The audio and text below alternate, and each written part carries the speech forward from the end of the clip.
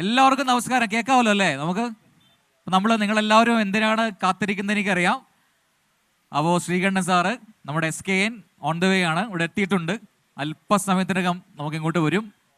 അപ്പോൾ എല്ലാവർക്കും അറിയുന്നത് പോലെ 24 ഒരു വലിയ ഉദ്യമത്തിൻ്റെ പിന്നാലെയാണ്.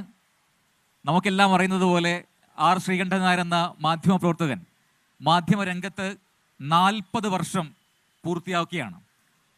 അപ്പോൾ അങ്ങനെ വെറുതെ അങ്ങ് പൂർത്തിയാക്കുകയല്ല, ആ 40 വർഷം പൂർത്തിയാക്കുന്നതിൻ്റെ ഭാഗമായി ഒരു ഉദ്യമം അത് ആ രീതിയിൽ വിഭാവനം ചെയ്തതാണ്. കേരളത്തിൽ ഒന്നാകെ ഒരു യാത്ര നടത്തുക, അതായത് തിരുവനന്തപുരം മുതൽ കാസർഗോഡ് വരെ ഒരു യാത്ര.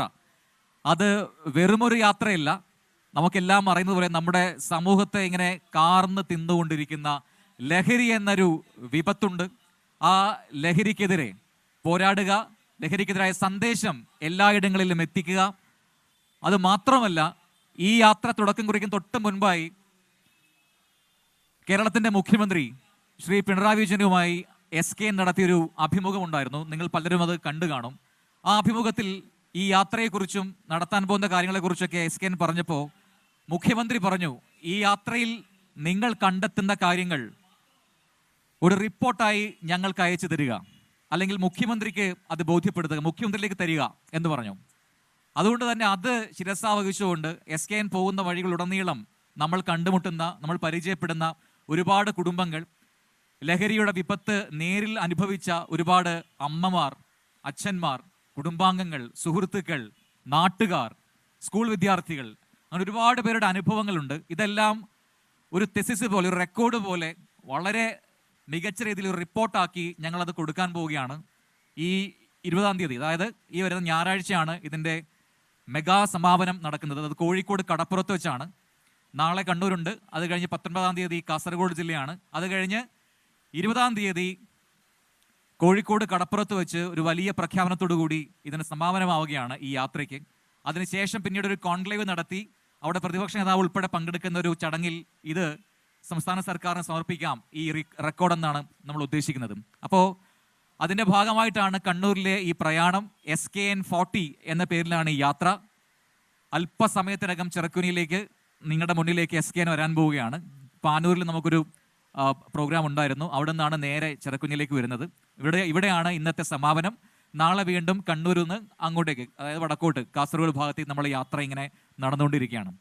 അപ്പോൾ ഉടനീളം നമുക്ക് കിട്ടിയ ഒരുപാട് നല്ല നല്ല പ്രതികരണങ്ങളുണ്ട്. ഒപ്പം തന്നെ ഈ ലഹരിക്കെതിരായ കൂട്ടായ ഒരു പ്രയത്നം അത് വേണമെന്ന് നാട്ടുകാരായ നിങ്ങളിൽ നിന്നൊക്കെ നമുക്ക് ഒരുപാട് സന്ദേശങ്ങളൊക്കെ ലഭിക്കുന്നുണ്ട്. ഇതെല്ലാം നമ്മൾ കൃത്യമായി അടയാളപ്പെടുത്തിയിട്ടുണ്ട്. നമ്മുടെ കൂടെ, ഈ യാത്രയുടെ കൂടെ നമ്മുടെ 24-ൻ്റെ ഒരു ഗവേഷണ വിഭാഗം സഞ്ചരിക്കുന്നുണ്ട്. അവരിതെല്ലാം റെക്കോർഡിൽ സൂക്ഷിക്കുന്നുമുണ്ട്. അപ്പോൾ നിങ്ങൾ ചെറുക്കുനിക്കാർ, എനിക്ക് സ്പെഷ്യലാണ് ചെറുക്കുനി. കാരണം ഞാൻ ഒരുപാട് തവണ വന്ന സ്ഥലമാണ്. എൻ്റെ ബന്ധുക്കളൊക്കെ ഇവിടെ തന്നെ ഉണ്ട്, എൻ്റെ പെങ്ങളും അളിയനൊക്കെ ഇവിടെ തൊട്ടടുത്താണ്. അതുകൊണ്ട് എനിക്ക് വളരെ സ്പെഷ്യലായ നാടാണ് ചെറുക്കുനിയും പാലയാടും ഒക്കെ എനിക്ക് വേണ്ടപ്പെട്ട ഇടമാണ്. അപ്പോൾ നിങ്ങളുടെ മുന്നിലേക്ക് ഇങ്ങനെ ഔദ്യോഗികമായിട്ട് വരാൻ സാധിച്ചതിൽ ഒരുപാട് സന്തോഷമുണ്ട്. ചില കാര്യങ്ങൾ സൂചിപ്പിക്കാനുള്ളത്, എൻ്റെ സ്ഥലം ശരിക്കും പയ്യന്നൂരാണ്. ഞാൻ പയ്യന്നൂരുകാരനാണ്. കൊച്ചിയിലാണ് നമ്മുടെ സ്റ്റുഡിയോ ഒക്കെ ഉള്ളത്, നിങ്ങൾക്ക് പലർക്കും അറിയാം. അപ്പോൾ ഈ അടുത്ത് എനിക്ക് കിട്ടിയൊരു ഫോൺ കോളിനെ കുറിച്ച് ഞാൻ പറയാം, ജസ്റ്റ് സൂചിപ്പിക്കാം. അതെന്തിനാണ് ഇവിടെ സൂചിപ്പിക്കുന്നതെന്ന് വഴിയെ പറയാം. അപ്പോൾ എന്നെ നേരിട്ട് പരിചയമില്ലാത്ത എൻ്റെ ഒരു സുഹൃത്ത് വഴി എൻ്റെ നമ്പർ സംഘടിപ്പിച്ച് എന്നെ ഒരു കുട്ടി വിളിച്ചു. അയാൾ കണ്ണൂരിൽ നിന്ന് കൊച്ചിയിലേക്ക് കോളേജിൽ പഠിക്കാനായിട്ട് വന്നതാണ്. ഡിഗ്രി സ്റ്റുഡൻ്റാണ്, 1-ാം വർഷ വിദ്യാർത്ഥിയാണ്. അപ്പോൾ ഇയാൾ എന്നെ ഫോണിൽ വിളിച്ചു, കാര്യങ്ങളൊക്കെ പറഞ്ഞു. ഇന്ന ആളാണ്, കണ്ണൂരിൽ നിന്നാണ്, ഇന്ന ആൾ പറഞ്ഞിട്ടാണ് വിളിക്കുന്നതൊക്കെ പറഞ്ഞു. അപ്പോൾ ഒരു ജേർണലിസ്റ്റ് ആയതുകൊണ്ടും ഈ ചാനൽ 24 ആണെന്നൊക്കെ അറിഞ്ഞതുകൊണ്ട് എന്നെ വിളിച്ചതാണ്. അപ്പോൾ അയാൾ എന്നോട് പറഞ്ഞ ചില കാര്യങ്ങൾ നമ്മൾ ഞെട്ടിപ്പിക്കുന്നതാണ്. 1-ാം വർഷ വിദ്യാർത്ഥിയാണ്, കൊച്ചിയിലേക്ക് വന്നത് പഠിക്കാനാണ്. അപ്പോൾ അവർ താമസിക്കുന്നത് ഒരു ഹോസ്റ്റലിലാണ്. ഒരു ഹോസ്റ്റൽ എന്ന് പറയാൻ പറ്റില്ല, വർഷങ്ങളായിട്ട് അവരുടെ സീനിയേഴ്സൊക്കെ താമസിക്കുന്ന ഒരു വീട് വാടകയ്ക്ക് എടുത്ത് അവിടുത്തെ കുട്ടികളൊക്കെ ഒരുമിച്ച് താമസിക്കുകയാണ്. അപ്പോൾ ഇയാളെൻ്റെ അടുത്ത് പറഞ്ഞത്, രാത്രിയിൽ ഇവരുടെ സീനിയേഴ്സായി അവിടെ നിന്ന് പഠിച്ചിറങ്ങിയ പൂർവ്വ വിദ്യാർത്ഥികൾ ഉൾപ്പെടെ ഇവിടെ ഈ തട്ടകത്തിലേക്ക് വരും. അപ്പോൾ ഇവരെ കാണാൻ വേറെ കുറേ ചേട്ടന്മാരും അതിൽ ചേച്ചിമാരൊക്കെ ഉണ്ടാവാറുണ്ട്. അവർ വരും, അവർക്ക് ഇവരെന്തോ സാധനം കൊടുക്കുന്നുണ്ട് രാത്രി. അതും 12 മണിക്ക് ശേഷം 1 മണി 2 മണി ആ സമയത്തേക്കാണ് ഇവർ വരുന്നത്. ഇവർ വന്നിട്ട് ഒരു ടെറസിലേക്ക് പോവും. അങ്ങനെ കുറച്ച് ദിവസം കഴിഞ്ഞപ്പോൾ നമ്മളിത് എന്താണെന്ന് അറിയാൻ പോയി. അപ്പോൾ ഇവരെന്തോ ഒരു കാര്യം യൂസ് ചെയ്യാണ്. അത് മയക്കുമരുന്നാണോ അത് കഞ്ചാവാണോ എന്നറിയില്ല, പക്ഷേ ലഹരിയാണെന്നറിയാം. അങ്ങനെയാണ് തുടക്കം. പിന്നീട് ഇവരുടെ ബാച്ചിലുള്ള ചില ആൾക്കാരൊക്കെ അവർ കൂട്ടി. പിന്നെ ഇവരെ നിർബന്ധിക്കാൻ തുടങ്ങി, നിങ്ങളും ഉപയോഗിക്കണം എന്ന് പറയാൻ തുടങ്ങി. അപ്പോൾ ഇതിൽ പേടിച്ചിട്ടാണ് ഇയാൾ എന്നെ വിളിക്കുന്നത്, നമുക്ക് എന്താ ചെയ്യാൻ പറ്റുകയാണെന്ന്. നമ്മൾ മീഡിയയൊക്കെ ആയതുകൊണ്ടാവാം ഒരുപക്ഷെ ആ കുട്ടി എന്നെ വിളിച്ചത്. അപ്പം ഞാൻ കാര്യങ്ങളൊക്കെ ചോദിച്ചറിഞ്ഞു. അപ്പോൾ സംഭവം ഇതാണ്, ഇവരെ എല്ലാ ദിവസവും ഈ പിള്ളേർ വന്ന് നിർബന്ധിക്കുകയാണ്. ഈ 1-ാം വർഷ വിദ്യാർത്ഥികൾ, അവർ വീട് വിട്ട് വന്ന് മാറി നിൽക്കുന്ന ആൾക്കാരാണ്.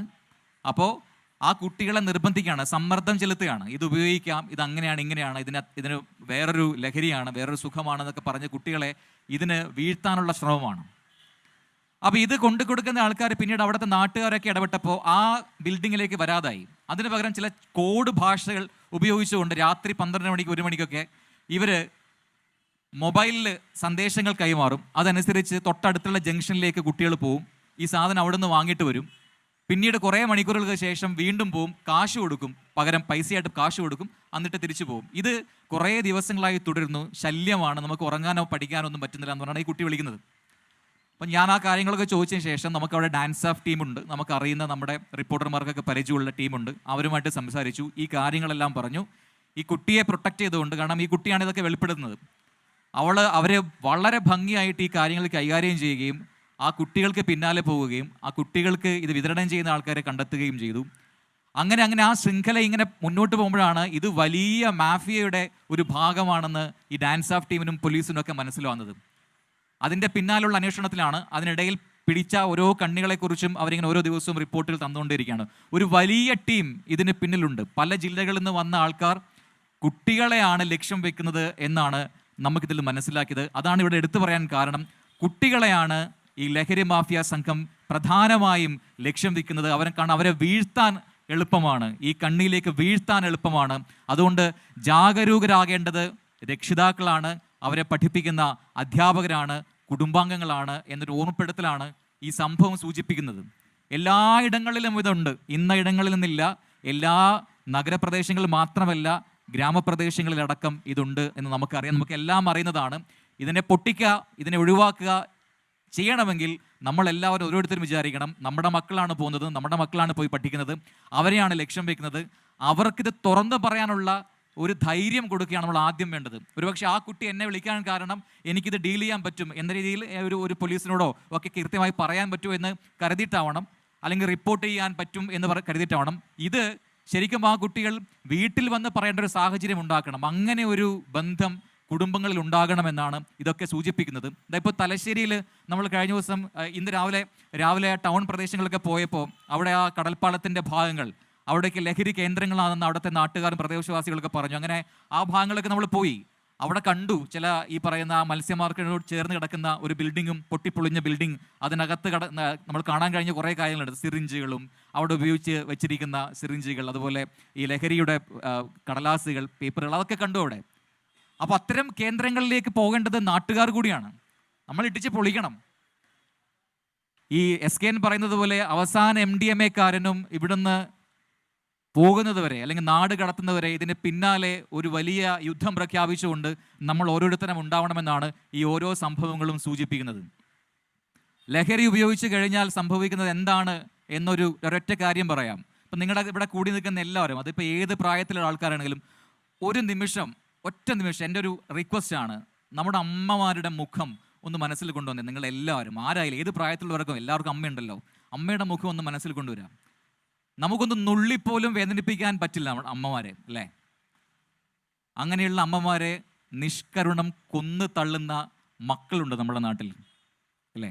നമ്മൾ എത്രയോ അഫാന്മാരെ കാണുന്നു, എത്രയോ കഥകൾ കേൾക്കുന്നു.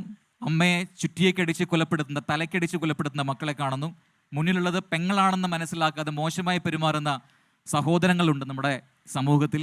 അതിനെല്ലാം പിന്നിലുള്ളത് രാസലഹരിയോ കഞ്ചാവോ അത്തരം മാരകമായ മയക്കുമരുന്നുകളോ ആണ് എന്നാണ് ഓരോ സംഭവങ്ങളും സൂചിപ്പിക്കുന്നത്. 3 മാസത്തിൽ സംഭവിച്ച 70 കൊലപാതകങ്ങൾ കേരളത്തിൽ, അതിൽ 35 സംഭവിച്ചത് ലഹരിക്ക് അടിമകളായ ആൾക്കാർ നടത്തിയ കൊലപാതകങ്ങളാണ്. ഞെട്ടിക്കുന്ന വിവരമാണ് നമ്മുടെ മനസ്സിലുള്ളത്, നമ്മുടെ മുന്നിലുള്ളത്. നമ്മൾ പലപ്പോഴും വാർത്താമുറികളിൽ നിങ്ങളിലേക്ക് പകർന്നു നൽകുന്ന പല റിപ്പോർട്ടുകളും യഥാർത്ഥത്തിൽ നമുക്ക് അതിൻ്റെതായ രീതിയിൽ അത് നിങ്ങളോട് പറയാൻ പോലും പറ്റാത്ത രീതിയിലുള്ള സംഭവങ്ങളുണ്ട്. ഒരു അമ്മ പറഞ്ഞ കാര്യം നിങ്ങളോട് പറയാം. ഒരു അമ്മ പറഞ്ഞ കാര്യം, രാത്രി ഒരു 12 മണിക്ക് ശേഷമാണ് എൻ്റെ മകൻ വൈകി വരുന്നതെങ്കിൽ എനിക്ക് ഈ വാതിൽ തുറന്നു കൊടുക്കാൻ പേടിയാണ് എന്നാണ്. മകനെക്കുറിച്ച് അമ്മ പറയുന്നതാണ്. അവൻ എന്നോട് ഏത് രീതിയിലാണ് പെരുമാറാൻ പോകുന്നത് എനിക്ക് പ്രെഡിക്റ്റ് ചെയ്യാൻ പറ്റുന്നില്ല. അവൻ എന്നെ അമ്മയായിട്ടാണോ കാണുന്നതെന്ന് എനിക്ക് പ്രെഡിക്റ്റ് ചെയ്യാൻ, അമ്മ പറയുന്നതാണ്. എന്ത് വേദനയോടായിരിക്കും പറയുന്നുണ്ടാവുക. അപ്പം അങ്ങനെയുള്ള സമൂഹത്തിലാണ് നമ്മളുള്ളത്. അതിന് പിന്നിൽ ഒരേ ഒരു കാര്യമേ ഉള്ളൂ, MDMA പോലുള്ള രാസലഹരി ഉപയോഗവും അത് കൊടുക്കുന്ന ആൾക്കാരും വിതരണം ചെയ്യുന്ന ആൾക്കാരും. അവരെയാണ് നമ്മൾ ഇല്ലായ്മ ചെയ്യേണ്ടത്. അതിനായി 24-ന്റെ SK നടത്തുന്ന ഒരു യാത്രയാണ്. ആ ലക്ഷ്യം പൂർത്തിയാക്കാനുള്ള ദിവസങ്ങൾ ഇങ്ങനെ വന്നുകൊണ്ടിരിക്കുകയാണ്. നമ്മൾ 2 ദിവസം കൂടി കഴിഞ്ഞാൽ ഈ 14 ജില്ലകളും കവർ ചെയ്യും. അതിനുശേഷം ഒരു മഹാപ്രഖ്യാപനത്തോടുകൂടി കോഴിക്കോട് കടപ്പുറത്ത് വെച്ച് അത് പൂർത്തിയാവുകയാണ്. അപ്പോൾ നിങ്ങളെല്ലാവരെയും ആ സമാപന സമ്മേളനത്തിലേക്കും കൂടെ വിളിക്കാൻ ആണ് നമ്മൾ ഉദ്ദേശിക്കുന്നത്. SK ഇതാ വരാൻ പോവുകയാണ്. അപ്പോൾ അടുത്തതായി നമുക്കൊരു ഡാൻസിലേക്കാണ് പോകുന്നത്. ചെങ്കൊടിക്കണ്ണൻ വായനശാലയുടെ വനിതാ വിഭാഗത്തിൻ്റെ ഡാൻസാണ്. ഈ കാര്യം പറയുന്ന സമയത്ത് ഒരു പഴയ ചരിത്രത്തിലേക്ക് പോകണം. ഞാൻ നിന്ന് പ്രസംഗിക്കുന്ന ഈ കവലയിൽ നിന്നാണ് കേരളത്തിൻ്റെ ഇപ്പോഴത്തെ മുഖ്യമന്ത്രി ആദ്യത്തെ പ്രസംഗം നടത്തുന്നത്. അന്ന് മുഖ്യമന്ത്രിയെ പ്രസംഗിപ്പിച്ച ആളാണ് ഈ ചെങ്കൊടിക്കണ്ണൻ എന്ന് പറയുന്ന ആൾ. ഈ നാട്ടിൻ്റെ ഒരു പ്രിയപ്പെട്ട ആളാണ്. അപ്പോൾ അവരുടെ സ്മാരക വായനശാലയുടെ വനിതാ വിഭാഗമാണ് ഡാൻസ് ചെയ്യുന്നത്. Team please.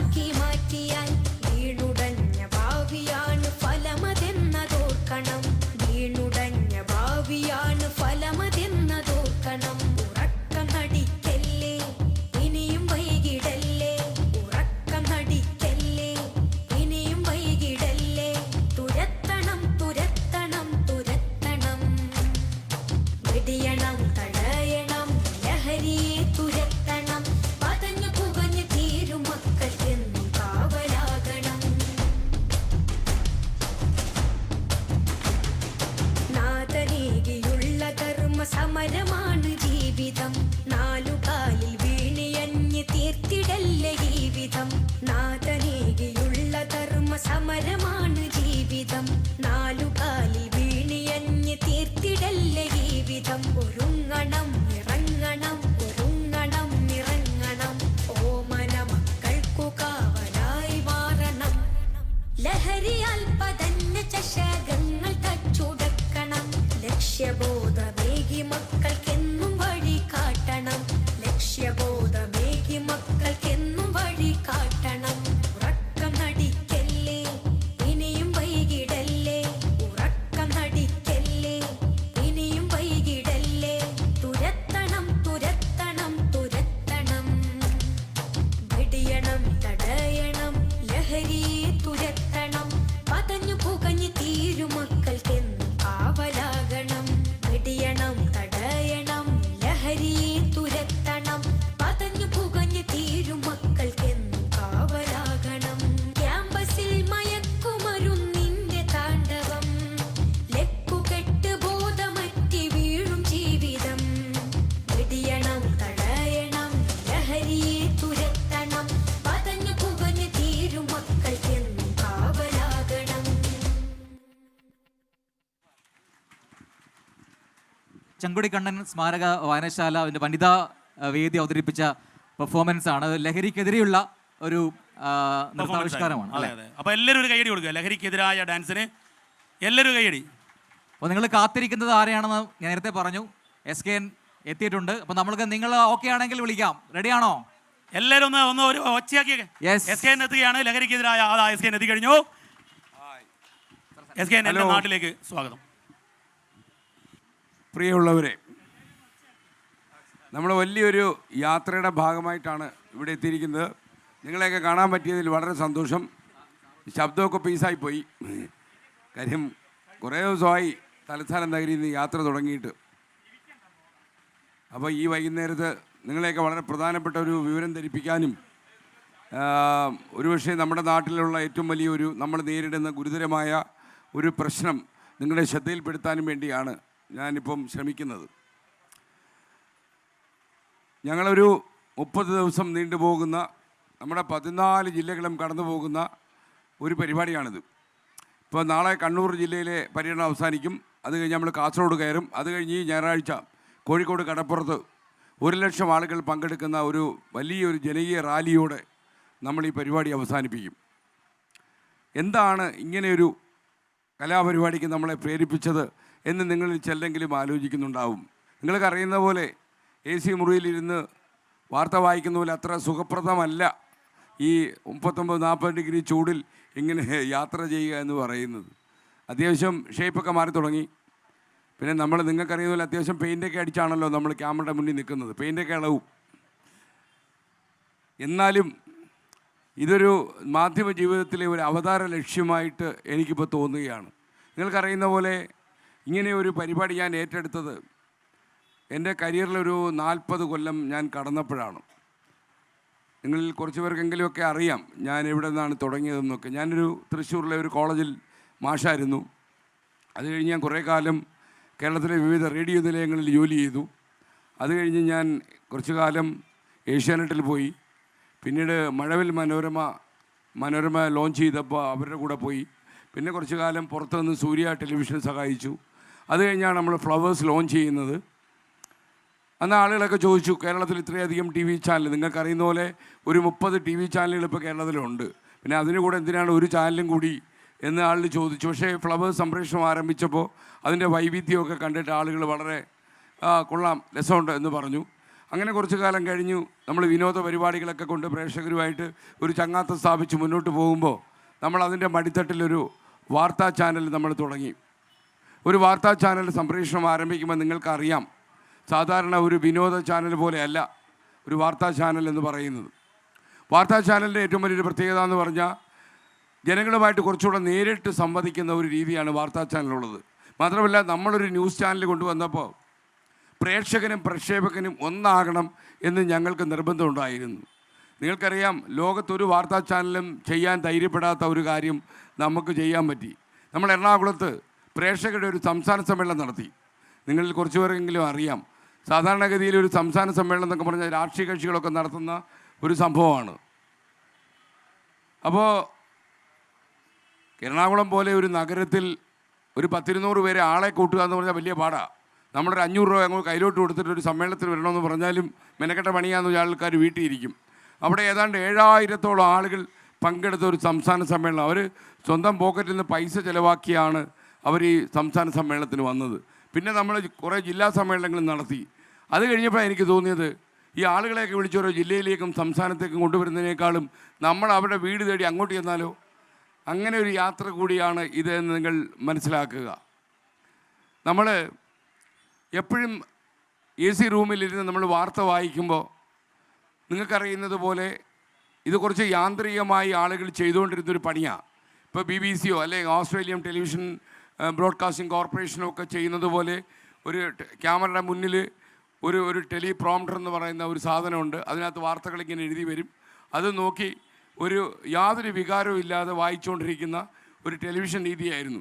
100 മനുഷ്യർ ചത്താലും 50 എറുമ്പ് ചത്താലും ഒരേ വികാരത്തെ വായിച്ചു തീർക്കണമെന്നുള്ളൊരു വാർത്താ രീതിയായിരുന്നു ലോകത്ത് നിലനിന്നിരുന്നത്. എന്നാൽ നമ്മൾ സാധാരണക്കാരാണ്. നമ്മൾ സാധാരണ ഒരാൾ മരിച്ചു എന്ന് കേട്ടാൽ മുഖത്ത് സങ്കടം വരികയും എന്തെങ്കിലും ജഗദീഷ് ശ്രീകുമാറിൻ്റെ ഒരു തമാശ കേട്ടാൽ ചിരി വരികയൊക്കെ ചെയ്യുന്ന സാധാരണ മനുഷ്യരാണ്. അതുകൊണ്ട് എന്തുകൊണ്ട് നമ്മുടെ മുഖത്തുണ്ടാകുന്ന വികാര വായ്പകൾ ക്യാമറ ഒപ്പിയെടുത്ത് നാട്ടുകാരെ കാണിച്ചുകൂടാ? നമുക്ക് കുറച്ചുകൂടെ യഥാർത്ഥമായ രീതിയിൽ നമുക്കെന്ത് തോന്നുന്നോ ആ ഫീലിംഗ് നാട്ടുകാരോട് പറയുന്നതിന് എന്താണ് കുഴപ്പമെന്ന് ഞങ്ങൾ ചിന്തിച്ചതിൽ നിന്നാണ് ശരിക്കും നമ്മുടെ വാർത്താ ചാനൽ കുറച്ചുകൂടെ പ്രേക്ഷകരുമായിട്ട് വളരെ അടുക്കാൻ തുടങ്ങിയത്. അപ്പോൾ അതുകൊണ്ടാണ് ഈ വാർത്താ ചാനൽ 24 ഒരു വ്യത്യസ്തമായ വാർത്താ രീതിയാണ് എന്ന് ആൾക്കാർക്ക് മനസ്സിലായത്. മാത്രമല്ല, നമ്മൾ പാൻഡയിലൊക്കെ കയറി ആൾക്കാർ വാർത്ത വായിക്കുന്ന സമയത്ത് നമ്മൾ രാവിലെ മുണ്ടുടുത്ത് വന്നു. അങ്ങനെ 4-5 വർഷം കഴിഞ്ഞ് മുണ്ടുടുത്ത് രാവിലെ വന്നപ്പോഴാണ് നമുക്ക് മനസ്സിലായത് കേരളത്തിലെ മിക്ക ജില്ലകളിലും കൊലപാതകങ്ങൾ കൂടി വരുന്നു. 2 മാസം കൊണ്ട് തന്നെ 70 കൊലപാതകങ്ങളുണ്ടായി. അപ്പോൾ ശരാശരി ഒരു 1.5 കൊലപാതകം വെച്ച് ഓരോ ദിവസവും കേരളത്തിൽ നടക്കുന്നു. എന്താണ് നമ്മുടെ മലയാളികൾക്ക് സംഭവിക്കുന്നത് എന്നറിയുന്നത് നമുക്ക് വല്ലാത്തൊരു അവസ്ഥയായി. രാവിലെ നിങ്ങൾക്കറിയാം, നമ്മൾ 7 മണിക്കൊക്കെ വന്ന് മോർണിംഗ് ഷോ ഒക്കെ തുടങ്ങുന്ന സമയത്ത് ഒരുപാട് കൊലപാതകവും രക്തം ചിന്തിയതും പെറ്റമ്മയെ കുത്തിക്കൊന്നതുമൊക്കെ വായിക്കുന്നത് നമുക്ക് വല്ലാത്ത അലോസരമാണ്. അടുക്കളയിലൊക്കെ ജോലി ചെയ്യുന്ന വീട്ടമ്മമാരൊക്കെ വല്ലാത്ത അസന്തുഷ്ടി പ്രകടിപ്പിച്ചിട്ടുണ്ട് ഇതിനകത്ത്. ഞങ്ങൾക്ക് രാവിലെ ഇത്തരം വാർത്തകൾ, നെഗറ്റീവ് വാർത്തകളല്ല കേൾക്കേണ്ടത്, പക്ഷേ നമുക്ക് പോസിറ്റീവ് വാർത്തകൾ ഉണ്ടാക്കി കേൾപ്പിക്കാൻ പറ്റുമോ? അപ്പോൾ നമ്മൾ ഈ നെഗറ്റീവ് വാർത്തകളെല്ലാം വായിക്കും. അപ്പോൾ വീടിൻ്റെ ഉള്ളിലേക്ക് ഇത്തരം നെഗറ്റിവിറ്റി കുത്തിക്കയറ്റുന്ന ഒരു കലാപരിപാടിയുമായി നമ്മൾ കുറച്ച് ദിവസം മുന്നോട്ട് പോയപ്പോൾ നമുക്ക് തന്നെ ശ്വാസം മുട്ടി. അപ്പം നമ്മളോട് തന്നെ ചോദിക്കാൻ തുടങ്ങി, എന്താണ് കേരളത്തിന് സംഭവിക്കുന്നത്? അങ്ങനെയാണ് ഈ 70 കൊലപാതകങ്ങൾക്കുള്ള കാരണം എന്തെന്ന് നമ്മൾ ചികഞ്ഞപ്പോൾ നമുക്ക് മനസ്സിലായി. അതിൽ ഏതാണ്ട് 30 കൊലപാതകങ്ങളും നടത്തിയത് MDMA കഴിച്ചിട്ടുള്ള ആളുകളാണ് എന്ന് മനസ്സിലായി. എന്താണ് MDMA നിങ്ങൾക്കറിയാം. കേരളത്തിലിപ്പം ഏറ്റവും നമ്മുടെ സ്വൈര്യം കെടുത്തുന്ന ഒരു രാസലഹരിയാണ് MDMA. ബ്രൗൺ ഷുഗറും കൊക്കൈനും കഞ്ചാവും അതുപോലെ ഹൈബ്രിഡ് കഞ്ചാവും ഒക്കെ നമുക്ക് പരിചയമുള്ളവരാണ്. നമ്മുടെ നാട്ടിൽ ഇതൊക്കെ കഴിക്കുന്ന ആളുകളുണ്ട് എന്ന് നമുക്കറിയാം. പക്ഷേ ഈ രാസലഹരിയുടെ ഏറ്റവും വലിയ കുഴപ്പം എന്താണെന്ന് ചോദിച്ചാൽ അതൊരു സാധാരണ ലഹരിയായിട്ട് നിങ്ങൾ ഒരിക്കലും കാണരുത്. ഈ ലഹരി ഒരു സിന്തറ്റിക് ലഹരിയാണ്. ഈ ലഹരി കഴിക്കുന്ന ആളുകൾക്ക് ഒരുപാട് ആയുസ് ബലമൊന്നുമില്ല. ഒരു 7 കൊല്ലം കൊണ്ട് മരിച്ചു പോകും. മാത്രമല്ല, നമ്മുടെ അസ്ഥികൾ എങ്ങനെ ഒടിഞ്ഞ് നാശമാവും, പല്ലുകൾ ദ്രവിച്ചു തുടങ്ങും, കണ്ണുകൾ പുറത്തേക്ക് തള്ളി വരും, കോലം കെടും, ആകൃതി മാറും, പ്രകൃതി മാറും, എല്ലാ രീതികളും മാറി വളരെ പെട്ടെന്ന് തന്നെ മരണത്തിലേക്ക് അടുക്കുന്ന ഒരു സാധനം. ഈ MDMA എന്ന് പറയുന്ന രാസലഹരി മുതിർന്നവരല്ല നമ്മുടെ നാട്ടിൽ കഴിക്കുന്നത്, കുട്ടികളും അതുപോലെ പെൺകുട്ടികളുമാണെന്നുള്ള യാഥാർത്ഥ്യം വന്നപ്പോഴാണ് വാർത്താമുറിയിൽ നിന്ന് ഞങ്ങളൊക്കെ ഞെട്ടിപ്പോയത്. ഞങ്ങൾ വിചാരിച്ചു ചെറിയ കുട്ടികൾ എന്നൊക്കെ പറയുമ്പോൾ 15 വയസ്സൊക്കെ പ്രായമുള്ളവരാണോ ഇത് കഴിക്കുന്നത്? അതല്ല, 4ാം ക്ലാസ്സിൽ പഠിക്കുന്ന, അതായത് 9 വയസ്സ് മാത്രം പ്രായമുള്ള കുട്ടി പോലും കേരളത്തിലെ ചില പോലീസ് സ്റ്റേഷനുകളിൽ ഈ ലഹരി MDMA ഉപയോഗിച്ചതിൻ്റെ ലക്ഷണങ്ങൾ നമ്മൾ കണ്ടു. ഈ യാത്ര നമ്മൾ ഓരോ ജില്ല കടക്കുമ്പോഴും നമ്മളെ അമ്പരപ്പിക്കുന്നതും അത്ഭുതപ്പെടുത്തുന്നതും നമ്മൾ കാണുന്ന കേരളമല്ലിത്. നമ്മുടെ കേരളത്തിൻ്റെ ആത്മാവിൽ അസുഖകരമായി എന്തൊക്കെ പുകഞ്ഞു നാറുന്നു എന്നുള്ളതാണ് ഏറ്റവും പ്രധാനപ്പെട്ട കാര്യം. നമ്മൾക്ക് കേട്ടുകേഴ്വിയില്ലാത്ത രീതിയിൽ ചോരക്കളി നമ്മുടെ നാട്ടിലുണ്ടാകുന്നു. ചോര ചിന്തുന്ന കുട്ടികൾ, പെറ്റമ്മയെ കുത്തി മുറിവേൽപ്പിക്കാൻ തയ്യാറാകുന്ന കുട്ടികൾ, ഉറങ്ങിക്കിടക്കുന്ന മാതാവിനെ വെട്ടിക്കൊലപ്പെടുത്താൻ കെൽപ്പുള്ള കുട്ടികൾ, അമ്മയെ വെറും ഒരു സാധാരണ സ്ത്രീയായി കാണാൻ കഴിയുന്ന കുട്ടികൾ, ക്ലാസ് മുറികളിൽ അധ്യാപികമാരെ ലൈംഗിക ചുവയോടെ കാണാൻ കഴിയുന്ന കുട്ടികൾ, ഇതൊക്കെ നമ്മുടെ നാട്ടിലുണ്ടാകുന്നു. എന്തുകൊണ്ട്? നമ്മൾ സ്വയം ചോദിക്കേണ്ട ഒരു ചോദ്യമാണ്. മലയാളി സമൂഹത്തിന്, കേരളീയ സമൂഹത്തിന് എന്താണ് സംഭവിച്ചത്? നിങ്ങൾ ഒരു കാര്യം വിശ്വസിച്ചോളൂ, 20 മാസക്കാലം കോവിഡിന് അടിപ്പെട്ടു പോയൊരു ജനതയാണ് നമ്മൾ. ഒരുപാട് പേർ ചത്തൊടുങ്ങി.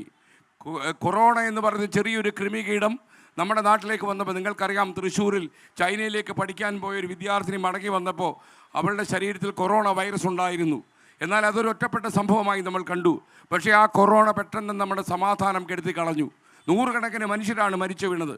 റോഡിൽ മരിച്ചു വീഴുന്ന ആൾക്കാരുടെക്കാളും എത്രയോ ഇരട്ടി ആളുകൾ ലോകത്തിൻ്റെ പല ഭാഗങ്ങളിൽ മലയാളികൾ മരണത്തിന് കീഴടങ്ങി. അപ്പോഴൊക്കെ നമുക്ക് വല്ലാത്ത ആശങ്കയുണ്ടായി, ഈ കോവിഡിൻ്റെ പിടിയിൽ നിന്ന് നമ്മൾ രക്ഷപ്പെടുമോ? പക്ഷേ സംഘബലം കൊണ്ട്, സംഘബോധം കൊണ്ട് നമ്മളിതിൽ നിന്നെല്ലാം രക്ഷപ്പെട്ടു. കോവിഡ് കടന്നുപോയി, കോവിഡ് ഒരു ഓർമ്മയായി, കോവിഡ് ചരിത്രത്തിലേക്ക് ചേക്കേറി. അത് കഴിയുമ്പോൾ നമ്മളെ ഏറ്റവും ആശങ്കപ്പെടുന്ന മറ്റൊരു കോവിഡ് പോലെയുള്ള ഒരു സാധനമാണ് ഈ രാസലഹരിയുടെ വ്യാപനം. ഞങ്ങൾ കടന്നുപോയ ജില്ലകളിലെല്ലാം എല്ലാ പഞ്ചായത്തുകളിലും രാസലഹരിയിൽ താല്പര്യമുള്ള ആളുകളുണ്ട് എന്ന് നമുക്ക് മനസ്സിലായി. രാസലഹരി എന്താണെന്ന് പോലും അറിയാത്ത കുട്ടികൾ, നിങ്ങൾക്കറിയാം, സ്കൂൾ വരാന്തയിലൊക്കെ ഇത് വിറ്റഴിക്കാൻ ശ്രമിക്കുന്ന അപരിചിതരുണ്ട്. ഇത് വിദേശ നാടുകളിൽ നിന്ന് വന്ന ആളുകളൊന്നുമല്ല, നമ്മുടെ മലയാളികൾ തന്നെയാണ്. നിങ്ങളുടെ കുട്ടികളോട് പറയേണ്ടത്, അപരിചിതരായ ആളുകൾ ചോക്ലേറ്റോ കോൾ മിഠായിയോ അല്ലെങ്കിൽ ഏതെങ്കിലും മിഠായിയോ വെച്ച് നീട്ടിയാൽ ഒരു കാരണവശാലും വാങ്ങി കഴിക്കരുത്. കാരണം അതിൽ ലഹരി പതയുന്നുണ്ടാകും. കുട്ടികൾക്ക് 3-4 ദിവസം കുറേശ്ശെ കൂൾ മിഠായി കൊടുത്ത് വലിയ വലിയ ലഹരിയിലേക്ക് അവരെ കൂട്ടിക്കൊണ്ടുപോയി അവസാനം മാരകമായ രാസലഹരി എന്നുള്ള പാഷാണം ഈ കുട്ടികളുടെ മനസ്സിലേക്കും തലച്ചോറിലേക്കും ശരീരത്തിലേക്കും കുത്തിവെച്ച് നമ്മുടെ നാട്ടിലെ യുവ ചൈതന്യത്തെ കെടുത്തിക്കളയുന്ന ഏറ്റവും വലിയ നരാധമന്മാർ നമ്മുടെ നാട്ടിൽ ജീവിക്കുന്നു എന്നുള്ളതിൻ്റെ ഏറ്റവും ആക്ഷേപകരമായ സാഹചര്യം ഈ നാട്ടിൽ നിലനിൽക്കുന്നു എന്നുള്ളതാണ് ഞങ്ങളെ സങ്കടപ്പെടുത്തുന്ന കാര്യം. നമ്മൾ അത്ഭുതത്തോടെയും നടുക്കത്തോടെയും മാത്രം ഓരോ പഞ്ചായത്തും ഗ്രാമവും വിട്ടു വരുമ്പോൾ നമുക്ക് മനസ്സിലാകുന്നത് എന്നാണ് ഇതിനൊരു അവസാനം ഉണ്ടാകുക. നമ്മൾ വയനാട് പര്യടനം നടത്തിയപ്പോൾ വയനാട് ഒരുപാട് ആളുകൾ MDMA കഴിക്കുന്നില്ല, രാസലഹരി ഒരുപാട് ആളുകൾ കഴിക്കുന്നില്ല. പക്ഷേ നമുക്കവിടെ മനസ്സിലായ ഒരു യാഥാർത്ഥ്യം വയനാടിനെ ഒരു ഹബ്ബാക്കി മാറ്റിയിരിക്കുകയാണ്. വയനാട് ചുരം വഴി കഞ്ചാവും മറ്റുള്ള മാരക പാഷാണങ്ങളും ഇറങ്ങി വരുന്നു. വനപ്രദേശങ്ങളിലൂടെ ഊടുവഴികൾ കണ്ടെത്തി കാട്ടിനുള്ളിലൂടെ കർണാടക സംസ്ഥാനത്ത് നിന്ന് ഒരുപാട് രാസലഹരികൾ കേരളത്തിലേക്ക് വരുന്നു. നിങ്ങൾക്ക് മനസ്സിലായോ എന്നറിയില്ല. കേരളത്തിൽ ഇത്രയധികം MDMA പിടികൂടിയപ്പോൾ എങ്ങനെയാണ് ഇത്രയും MDMA കേരളത്തിൽ സ്വരൂപിക്കപ്പെട്ടത്? ആരുടെ ഗോഡൗണിലാണ് ഇത് ശേഖരിച്ചു വച്ചത്? നിങ്ങൾക്കറിയാമോ? നമ്മുടെ ഈ നഖത്തിൻ്റെ അടിയിൽ വയ്ക്കുന്നൊരു പൊടി MDMAക്ക് പോലും മാരകമായി കിക്കുണ്ടാക്കാൻ കഴിയും. ഈ നഖത്തിൻ്റെ അടിയിൽ ഒളിപ്പിച്ച് വെച്ച് പോലും MDMA കടത്തിക്കൊണ്ടുവരാൻ കഴിയും. MDMA ഒരു സാധാരണക്കാരനല്ല, സിന്തറ്റിക് ലഹരികൾ സാധാരണക്കാരല്ല. മനുഷ്യൻ്റെ ആർജവും മനുഷ്യൻ്റെ ഊർജവും മനുഷ്യൻ്റെ ഓജസ്സും ശക്തിയും എല്ലാം പെട്ടെന്ന് കെടുത്തിക്കളയും. അതുമാത്രമല്ല, ഈ രാസലഹരി ഉപയോഗിക്കുന്ന ആളുകൾ അറിയേണ്ട ഒരു കാര്യം, മനോരോഗം ബാധിച്ചൊരു വ്യക്തിയെ പോലെ ആയി പെട്ടെന്ന് മാറും. ഒരു പേഷ്യൻ്റാണ് അവർ, ഒരു രോഗിയാണ്. ഈ രാസലഹരി കഴിക്കുന്ന ആളുകൾ പെട്ടെന്ന് അവരുടെ സമചിത്തത, തുല്യമായ മനസ്സിൻ്റെ അവസ്ഥ, മനസ്സും തലച്ചോറും തമ്മിലുള്ള വൈദ്യുത ബന്ധം, കണക്ഷൻ എല്ലാം താറുമാറായി പോകും. അവർക്ക് സ്വാസ്ഥ്യം കെട്ടുപോകും, സ്വസ്ഥബുദ്ധി പോകും, സമാധാനം കാണില്ല. അപ്പോൾ അവർക്ക് ഹാലുസിനേഷൻസ് ആയിരിക്കും, അനാവശ്യമായ ഭ്രമചിന്തകൾ അവരുടെ തലച്ചോറിൽ മിന്നൽ പിണർ പോലെ ഇങ്ങനെ പാഞ്ഞ് നടക്കും. അവർക്ക് ഭ്രാന്താണ്, ശരിക്കും ഭ്രാന്ത് പിടിച്ചതുപോലെയാണ്. മാത്രമല്ല, ഈ രാസലഹരിക്ക് ഒരാൾ അഡിക്റ്റായാൽ നിങ്ങൾ പറയുന്നത് പോലെ പെട്ടെന്ന് അവരെ ജീവിതത്തിലേക്ക് മടക്കി കൊണ്ടുവരാൻ കഴിയില്ല. ഈ യാത്രക്കിടയിൽ ചില സ്ഥലങ്ങളിലൊക്കെ ചില ഡി അഡിക്ഷൻ സെൻ്ററുകളിൽ ഞാൻ പോയി. അപ്പോഴൊക്കെ നമ്മൾ ഓജസ്സും നല്ല ശക്തിയുമുള്ള ചില ചെറുപ്പക്കാർ, ചില കുട്ടികൾ, 14 വയസ്സുള്ള ചില കുട്ടികളൊക്കെ ഇതിന് അടിപ്പെട്ടു പോയ കുട്ടികളൊക്കെ തന്നെ എത്രമാത്രം അവരുടെ ജീവൻ തകർന്നു പോയി, ജീവിതം അവസാനിച്ചു കഴിഞ്ഞു നമ്മൾ മനസ്സിലാകും. 7 കൊല്ലം നിങ്ങൾ അറിയേണ്ടത്, ലോകാരോഗ്യ സംഘടന പറയുന്നത് 70 വയസ്സാകുമ്പോഴിപ്പോൾ ചെറുപ്പമാണെന്നാണ് പറയുന്നത്. 90 വയസ്സിലൊക്കെ നമുക്ക് ജീവിക്കാൻ കഴിയും. 90 വയസ്സ് വരെ, 110 വയസ്സ് വരെയൊക്കെ ജീവിക്കുന്ന എത്രയോ ആളുകൾ നമ്മുടെ നാട്ടിലുണ്ട്. ഇത് കഴിച്ചു കഴിഞ്ഞാൽ ഒരു 7 കൊല്ലം കഷ്ടിച്ചേ പോകൂ. മരണം പെട്ടെന്ന് ഉറപ്പാക്കി തരും. നിങ്ങൾ വളരെ പ്രതീക്ഷയോടെ പള്ളിക്കൂടത്തിലേക്കും കോളേജുകളിലേക്കും അയക്കുന്ന കുട്ടികൾ ആരുടെയെങ്കിലും സ്വാധീന വലയത്തിൽപ്പെട്ട് ഈ MDMA പോലുള്ള രാസലഹരിക്ക് അടിപ്പെട്ടു പോയാൽ നിങ്ങൾ 1, 1, 2 കുഞ്ഞുങ്ങൾ മാത്രം വീട്ടിലുള്ളവർ, അമ്മമാർ, അവരുടെ കണ്ണുനീർ, അവരുടെ ചുടുകണ്ണുനീർ ഈ മണ്ണിലേക്ക് വീഴും. ഇപ്പം തന്നെ പല അമ്മമാരുടെയും സ്വാസ്ഥ്യം കെട്ടുപോയിട്ടുണ്ട്. നിങ്ങൾക്കറിയുന്നത് പോലെ തിരുവനന്തപുരത്ത് നമ്മൾ ഈ പരിപാടി ഫ്ലാഗ് ഓഫ് ചെയ്യുമ്പോൾ 150 അമ്മമാരാണ് ഫ്ലാഗ് ഓഫ് ചെയ്തത്. അതായത് പെറ്റ കുഞ്ഞിൻ്റെ ശവം കാണാൻ തലവിധി ഉണ്ടായിപ്പോയ ചില അമ്മമാരുടെ ചുട്ട് കണ്ണുനീരുണ്ടല്ലോ. നിങ്ങൾക്കറിയുന്നത് പോലെ മകൻ മരിക്കുകയും അമ്മ ജീവിച്ചിരിക്കുകയും അല്ലെങ്കിൽ അച്ഛൻ ജീവിച്ചിരിക്കുകയും ചെയ്യുന്ന ഒരു സാഹചര്യമാണ് ഒരമ്മയെ അല്ലെങ്കിൽ അച്ഛനെ സംബന്ധിച്ചിടത്തോളം ഏറ്റവും സങ്കടകരമായ കാര്യം. നിങ്ങൾ ഒരു ആസുര കാലമാണ്, ഇതൊരു കെട്ട കാലമാണ്. അതുകൊണ്ട് തന്നെ നമ്മുടെ കുട്ടികളെ ഒരുപാട് സൂക്ഷിക്കേണ്ടിയിരിക്കുന്നു. പള്ളിക്കൂടങ്ങളിലേക്ക് കുട്ടികളെ പറഞ്ഞയക്കുമ്പോൾ നമ്മുടെ ബാഗുകൾ നിങ്ങൾ പരിശോധിച്ച് നോക്കണം. ആരോടാണ് അവൻ കമ്പനി കൂടുന്നതെന്ന് അവർക്ക് മനസ്സിലാക്കണം. സ്കൂൾ വരാന്തയിൽ വെച്ച് അവൻ അപരിചിതരോട് സംസാരിക്കുന്നുണ്ട് നിങ്ങൾ അറിയണം. വാട്സപ്പ് വഴി അവൻ ഒരുപാട് ബന്ധങ്ങൾ ഉണ്ടാക്കുന്നു നിങ്ങൾക്ക് അറിയണം. അതുപോലെ സ്വന്തം വീട്ടിൽ വന്നിരുന്നിട്ട് പുതിയ സ്മാർട്ട് ഫോണിൻ്റെ സാധ്യതകൾ ഉപയോഗിച്ച് കതവകരെ കുറ്റിയൊക്കെ ഇട്ട് മുറിക്കകത്ത് 18-20 മണിക്കൂർ കുത്തിയിരിക്കുന്ന കുട്ടിയെ നിങ്ങൾ ശ്രദ്ധിക്കണം. അതുപോലെ അധ്യാപകർ, നമ്മുടെ അധ്യാപക സമൂഹത്തിൽ, ഞാനും മാഷായിരുന്ന ഒരാളാണ്. ഈ അധ്യാപക സമൂഹത്തെ വളരെ സംശയത്തോടെ കണ്ട ഒരു ജനതയാണ് നമ്മൾ. ഏതെങ്കിലും ഒരു കുട്ടിയെ ഒന്ന് ശാസിച്ചാൽ, ഏതെങ്കിലും ഒരു കുട്ടിയുടെ താടിയിൽ നിന്ന് പിടിച്ചു പോയാൽ, ചെവിക്കൊന്ന് നുള്ളിയാൽ പെട്ടെന്ന് പോലീസ് കേസുമായി അയാൾക്കെതിരെ പ്രോസിക്യൂഷൻ നടപടിയെടുത്ത് കോടതി കയറ്റി നമ്മൾ അയാളോട് പ്രതികാരം ചെയ്യുമായിരുന്നു. എന്നാൽ ഇന്ന് കേരള ഹൈക്കോടതി പറഞ്ഞത് എന്താണെന്നറിയാമോ? അധ്യാപകർക്കെതിരെ പ്രോസിക്യൂഷൻ ഇടാൻ പാടില്ല, അധ്യാപകർക്കെതിരെ പെട്ടെന്ന് പോലീസ് കേസെടുക്കാൻ പാടില്ല. കേസ് അന്വേഷിച്ച് കേസ് ഇടണമെന്ന് തോന്നിയാൽ മാത്രമേ ഇടാകൂ. മാത്രമല്ല, കേരള ഹൈക്കോടതി അതിനിശ്ചിതമായ ഭാഷയിൽ പറഞ്ഞത് നമ്മുടെ അധ്യാപകർ, നമ്മുടെ മാഷന്മാർ, നമ്മുടെ അധ്യാപകർ ചൂരൽ കയ്യിലെടുക്കണമെന്നാണ് പറഞ്ഞത്. എന്ന് അധ്യാപകർ ചൂരൽ താഴ്ത്തി വെച്ചോ, ചൂരൽ എന്ന് വേണ്ടെന്ന് വെച്ചോ, അന്ന് തുടങ്ങി നാടിൻ്റെ അപജയം. നിങ്ങൾക്കറിയാമോ, ഒരിക്കലും ഒരു മാഷ് പ്രതികാര ചിന്തയിൽ ഒരു കുട്ടിയെ തല്ലുകയില്ല. അവൻ ഒരു യഥാർത്ഥ മാഷാണെങ്കിൽ ഒരു കുട്ടിയുടെ മുഖത്ത് നോക്കി അവൻ ഒരിക്കലും ആ കുട്ടി ഇൻസൾട്ട് ചെയ്യില്ല. കാര്യം മാഷെന്ന് പറഞ്ഞാൽ വിശുദ്ധമായൊരു വേഷമാണ്. ആ കഥാപാത്രം കൊട്ടിയാടാൻ വിധിക്കപ്പെട്ട ഒരാളും ഒരു കുട്ടിയോട് പ്രതികാരം ചെയ്യാൻ ധൈര്യപ്പെടില്ല. അതുകൊണ്ട് തന്നെ ഞാൻ പറയുന്നു, നിങ്ങൾ ഈ ഒരിക്കലും സ്കൂൾ വരാന്തയിലേക്ക് ഒരു അധ്യാപകനെതിരെ പരാതി എഴുതാനായിട്ട് പോകരുത്. ഈ അധ്യാപകനെ തളർത്തിയതാണ് നമുക്ക് പറ്റിയ ഏറ്റവും വലിയ അപജയം. കാരണം അധ്യാപകർ വിചാരിച്ചു നമ്മളെന്തിനാണ് ഇതിനകത്തൊക്കെ പുലിവാല് പിടിക്കാൻ പോകുന്നത്, അവരങ്ങ് മാറി നിന്നു. വീട്ടിൽ കുട്ടികളെ സ്വതന്ത്രമാക്കി വിട്ടു, മുറിയടച്ചിരുന്നോളാൻ പറഞ്ഞു. കോവിഡ് കാലത്ത് മുറിയടച്ചതാണ് നമ്മൾ, പിന്നെ നമ്മൾ തുറന്നിട്ടില്ല. അയൽവാസിയെ നമുക്കറിയില്ല, ജനാല നമ്മൾ കൊട്ടിയടച്ചു. നമ്മൾ ആരോടും ബന്ധമില്ലാത്തൊരു ജനസമൂഹം, നാലുപാടും ദീപസമൂഹം, ചുറ്റപ്പെട്ട ദീപസമൂഹം പോലെ ഒരു അവനവനിസം. ബസ് സ്റ്റാൻഡിൽ കണ്ടുമുട്ടിയ ഒരു യാത്രക്കാരനെ പോലെ പരസ്പരം ബന്ധമില്ലാത്ത രണ്ടുപേർ വീടുകളിൽ കഴിയുന്നു. വാട്സപ്പ് വഴി പരസ്പരം സംസാരിക്കുന്നു. സ്നേഹമെന്നൊരു സാധനം വീടുകളിൽ വഴുതിപ്പോയതാണ് ഇതിന് കാരണമെന്ന് പ്രശസ്തരായ മനഃശാസ്ത്രജ്ഞന്മാർ പറയുന്നുണ്ട്. എനിക്കൊന്നേ പറയാനുള്ളൂ, നമ്മുടെ നാട്ടിൽ കുട്ടികൾ നടന്ന കൊലപാതകങ്ങൾ പെരുകാൻ പാടില്ല. അമ്മമാർക്ക് സ്വൈര്യമായി വീടുകളിൽ ഉറങ്ങാൻ പറ്റണം. അമ്മമാരുടെ ചുടു കണ്ണുനീർ ഈ മണ്ണിൽ വീഴരുത്. അമ്മമാർ ജീവിച്ചിരിക്കെ കുട്ടികൾ കൊല ചെയ്യപ്പെടരുത്. കൊലപാതകം നിങ്ങൾക്കറിയുന്നത് പോലെ ചിലപ്പോൾ ഇതിനിടയിൽ ചില ആളുകളെങ്കിലും ആലോചിക്കും, എൻ്റെ കുട്ടികളൊക്കെ പരമസാത്വികരും അതുപോലെ ജെന്റിൽമാന്മാരുമാണ്, അതുകൊണ്ട് എനിക്ക് പേടിക്കേണ്ട കാര്യമില്ല എന്ന് നിങ്ങൾ ചിന്തിക്കുന്നതിൽ നിങ്ങൾക്ക് തെറ്റി. കാരണം തൊട്ടയലത്തോ അല്ലെങ്കിൽ 2 വീട് അപ്പുറത്തോ ചിലപ്പോൾ ഒരുവൻ കാണും MDMA കഴിക്കുന്നവൻ. അവൻ നട്ടപ്പാതിരാക്കി അവൻ്റെ ഭ്രമചിന്തകൾ അവൻ്റെ തലച്ചോറിലൂടെ മിന്നൽ പിണറായി പാഞ്ഞു നടക്കുമ്പോൾ കൊലക്കത്തി കയ്യിലെടുക്കും. അവൻ വാതിൽ ചവിട്ടിപ്പൊളിച്ച് നിങ്ങളുടെ വീടിനുള്ളിലേക്ക് കടന്നു വരും. ചിലപ്പോൾ നിങ്ങളുടെ നെഞ്ചു പിളർത്തി അവൻ കത്തി കുത്തിക്കയറ്റിയെന്ന് വരും. അതുകൊണ്ട് നിങ്ങൾ മനസ്സിലാക്കേണ്ട ഒരു കാര്യം, ഏറ്റവും വലിയൊരു മാരക വിപത്തിൻ്റെ മുനമ്പിൽ കേരളം പെട്ടുപോയി. കേരളം മൂക്കിടിച്ച് വീണ് കഴിഞ്ഞു. ഈ കേരളത്തെ ഇതിൽ നിന്ന് മോചിപ്പിക്കാൻ നമ്മുടെ പോലീസ് സംവിധാനത്തിനും നമ്മുടെ എക്സൈസിനും നമ്മുടെ ആഭ്യന്തര വകുപ്പിനും നമ്മൾ പിൻബലം കൊടുക്കണം.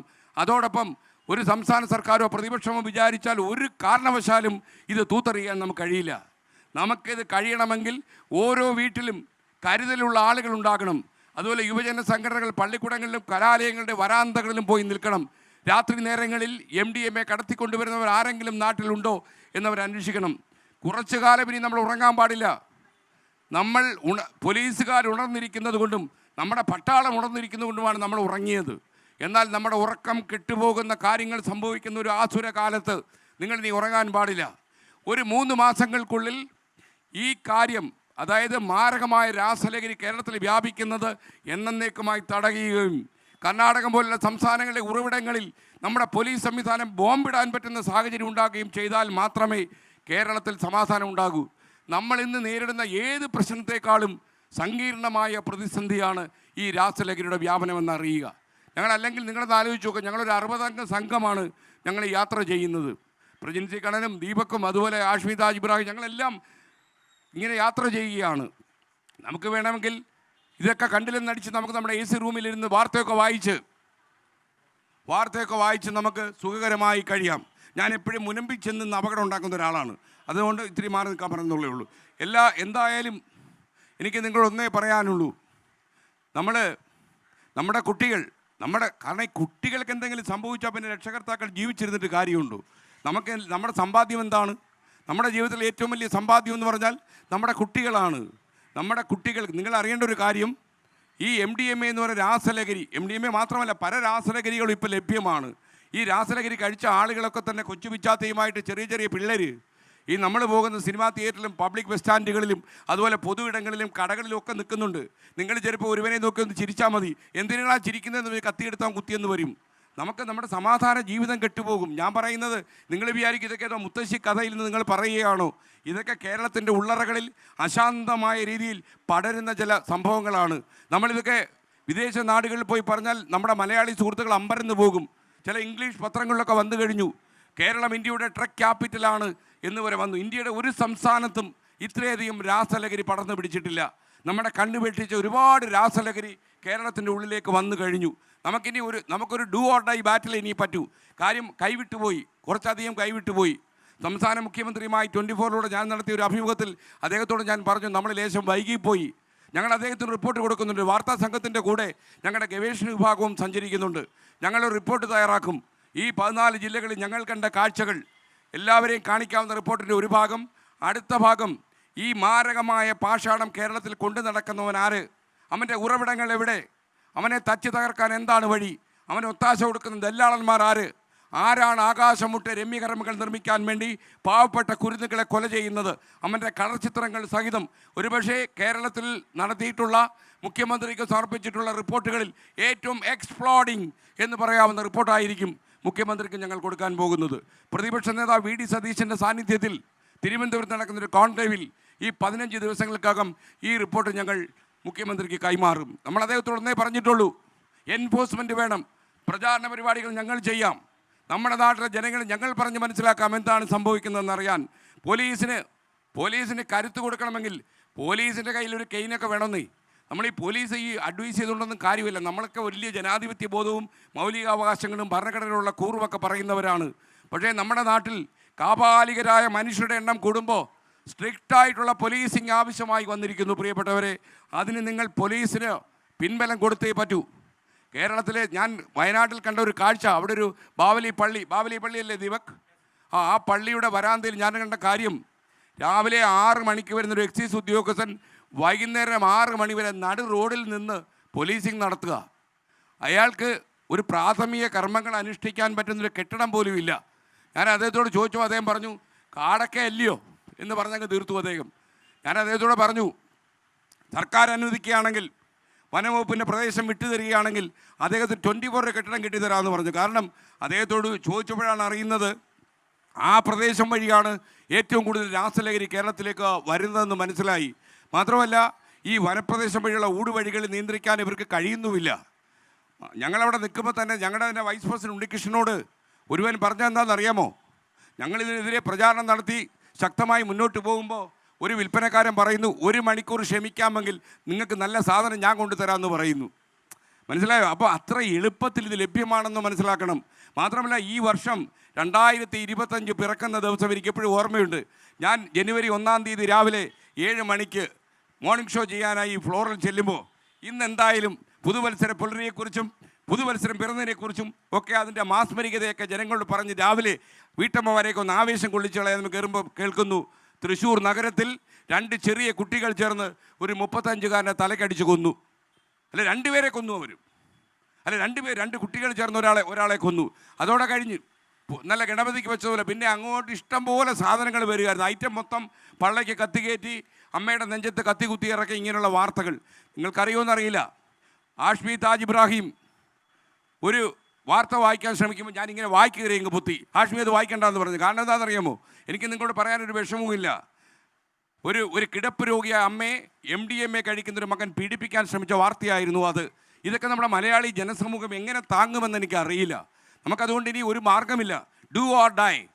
നമുക്ക് അവസാന അംഗത്തിന് നമുക്ക് സമയമായി, അന്തിമ പോരാട്ടത്തിന് സമയമായി. അതുകൊണ്ട് നിങ്ങൾ ഒരു കാര്യം ചെയ്യണം. കാരണം ഇത് നിങ്ങൾ വിചാരിക്കും നമ്മുടെ വാർത്താ ചാനൽ പോപ്പുലർ ആക്കാനോ ഒക്കെ ആയിരിക്കും ഇത് ചെയ്യുന്നത്. നിങ്ങൾ അറിയേണ്ട ഒരു കാര്യം, ഈ നമ്മുടെ എയർ ടൈം 10 സെക്കൻഡിന് 10,000 രൂപയൊക്കെ വിലയുള്ള എയർ ടൈമിൽ 30% എയർ ടൈം ഇപ്പോൾ ഞങ്ങൾ ഈ പരിപാടിക്ക് കളയുക എന്ന് പറഞ്ഞാൽ ഈ പരിപാടി 30% കോടികളുടെ നഷ്ടം ഈ കമ്പനിക്ക് ഉണ്ടാകും, നമുക്കറിയാം. പക്ഷേ വാർത്താ ചാനലുകൾ നിൽക്കണമെങ്കിലും സ്വൈര്യമായി ജനങ്ങൾ ജീവിക്കുന്ന ഒരു സാമൂഹിക കാലാവസ്ഥ വേണ്ടേ? അങ്ങനെ ഒരു കാലാവസ്ഥ ഉണ്ടാക്കാനുള്ള ചരിത്ര നിയോഗം നമുക്ക് കിട്ടിയെന്ന് നമ്മൾ മനസ്സിലാക്കിക്കൊണ്ട് നമ്മൾ മുന്നോട്ട് പോവുകയാണ്. നിങ്ങളൊന്ന് ചെയ്യണം. അടുത്ത 20-ാം തീയതി ഈ ഞായറാഴ്ച കോഴിക്കോട് കടപ്പുറത്ത് 1,00,000 പേരുടെ ഒരു മഹാസമ്മേളനം നടക്കും. എന്തിനാണ് 1,00,000 ആളുകളെന്ന് ചോദിച്ചു കഴിഞ്ഞാൽ, മലയാളികൾ നമ്മുടെ നാട്ടിൽ ഈ രാസലഹരി വിൽപ്പന നടത്തുന്ന മലയാളികൾ അവർക്കറിയാം ഒന്നും ചെയ്യാൻ പോകുന്നില്ലെന്ന്. അവരുടെ കോട്ടകൊത്തളങ്ങളിലിരുന്ന് വൃത്തികെട്ടവന്മാർ നമ്മുടെ സമ്മേളനത്തെക്കുറിച്ച് ടെലിവിഷൻ വഴി അറിയുമ്പോൾ അവൻ ഞെട്ടണം. ഒരു പ്രശ്നത്തിൻ്റെ നടുവിൽ, ഒരു പ്രതിസന്ധിയുടെ മുനമ്പിൽ മലയാളി ജനസമൂഹം കക്ഷി രാഷ്ട്രീയം മറക്കും, സാമുദായിക താല്പര്യങ്ങൾ മറക്കും. അവർക്ക് ഒറ്റ ശബ്ദമേ കാണൂ. എന്ന് മാത്രവുമല്ല, 1,00,000-ലധികം ആളുകൾ പങ്കെടുക്കുന്ന ഈ പരിപാടിയിൽ വെച്ച് കേരളത്തിലെ അവസാനത്തെ രാസലഹരി വിൽപ്പനക്കാരനും ഈ നാട് വിട്ടുപോവുകയോ അതല്ലെങ്കിൽ തുറുങ്കിലടയ്ക്കപ്പെടുകയോ വേണമെന്ന് നമ്മൾ ഒറ്റ ശബ്ദത്തിൽ ആവശ്യപ്പെടും. അറബിക്കടലിൻ്റെ സാന്നിധ്യത്തിൽ കടലടിക്കുന്നതിൻ്റെ ആവേഗത്തിൽ നമ്മൾ ആവശ്യപ്പെടും. അവസാനത്തെ നരാധമന്മാർ എന്ന് തന്നെ അവരെ വിളിക്കണം. കാരണം ചെറിയ കുട്ടികളെ, കുരുന്നുകളെ, കുഞ്ഞുങ്ങളെ കൊലപ്പെടുത്താൻ തീരുമാനിച്ചുള്ള രാസലഹരി നമ്മുടെ നാട്ടിൽ ഇത്രയധികം വിറ്റടിക്കുന്ന ഇവരെ മറ്റൊരു പേരിനും ഇവർക്ക് അർഹതയില്ല. ഈ ഓരോ നരാധമനും കേരളം വിട്ടുപോകണം. കേരളത്തിൻ്റെ മണ്ണിൽ ഇത്തരം വൃത്തികെട്ടവന്മാർ വേര് പിടിക്കാൻ അനുവദിക്കില്ല എന്ന ഒറ്റ ശബ്ദത്തിൽ, ഒറ്റ ശ്വാസത്തിൽ നിങ്ങൾ പറയുന്ന ഡു ഓർ ഡൈ ബാറ്റിൽ, അന്തിമ പോരാട്ടത്തിൻ്റെ ബാറ്റിൽ നടക്കണം. നിങ്ങൾ അവിടേക്ക് വരുമ്പോൾ നിങ്ങൾ വിചാരിക്കും ഇവിടെ ഇരുന്നിട്ട് എനിക്ക് അതിനൊന്നും സമയം കിട്ടാത്തത്, എനിക്കന്ന് ഇളയ മകൻ്റെ ബന്ധത്തിലുള്ള ഒരാളുടെ കല്യാണമുണ്ട്. കല്യാണമൊക്കെ നടത്താം നമുക്ക്. സ്വൈരമായൊരു ജീവിതം നിങ്ങൾക്കില്ലെങ്കിൽ എങ്ങനെ കല്യാണം നടത്തും? ഉത്സവങ്ങൾ നടക്കുമോ? സമാധാന ജീവിതം ഉണ്ടാക്കുമോ? അപ്പം നമുക്കെല്ലാവർക്കും ഈ മണ്ണിൽ, നമ്മൾ ജനിച്ച മണ്ണിൽ, എനിക്ക് പിറന്ന ഈ മണ്ണിൽ, പച്ചപ്പുള്ള ഈ നാട്ടിൽ സമാധാനം പുലരണമെങ്കിൽ ഇനി നമുക്ക് മറ്റു വഴികളില്ല.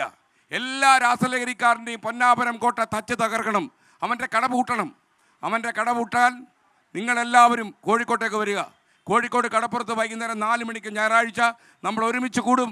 ഒറ്റ ശബ്ദത്തിൽ പറയും, എല്ലാവരും രാസലഹരി വിൽക്കുന്ന എല്ലാവരും ഈ പരിപാടി ഇന്നുകൊണ്ട് അവസാനിപ്പിക്കുക. നമ്മൾ വിളിച്ചു പറയും. 90 ദിവസങ്ങൾക്കപ്പുറം പോകാൻ നമ്മൾ അനുവദിക്കരുത്. എന്ത് തന്നെ വന്നാലും നമ്മളൊരു കാര്യം തീരുമാനിച്ചിട്ടുണ്ട്. നിങ്ങൾക്കറിയാം, അന്തർദേശീയ ശൃംഖലയുള്ള വലിയ മാഫിയ സംഘങ്ങൾ ഇതിൻ്റെ പിന്നിലുണ്ട്. തീർച്ചയായിട്ടും അവരാണ് ഇതിൻ്റെ തലപ്പത്തിരുന്ന നിർദ്ദേശങ്ങൾ കൊടുക്കുന്നത്. ഈ മാഫിയ സംഘത്തോടാണ് നമ്മളൊരു യുദ്ധം പ്രഖ്യാപിച്ചിരിക്കുന്നത്.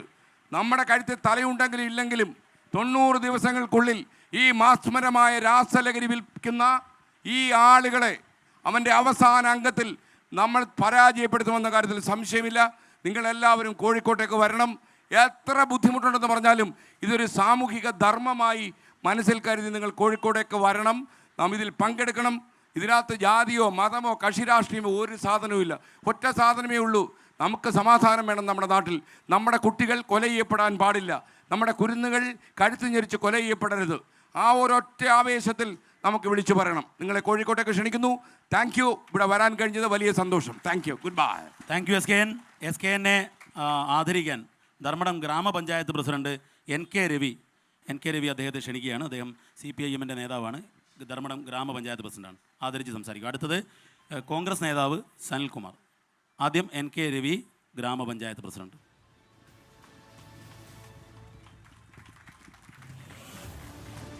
N K Ravi panchayat president 2 വാക്ക് സംസാരിക്കും. ധർമ്മടം ഗ്രാമപഞ്ചായത്ത് president.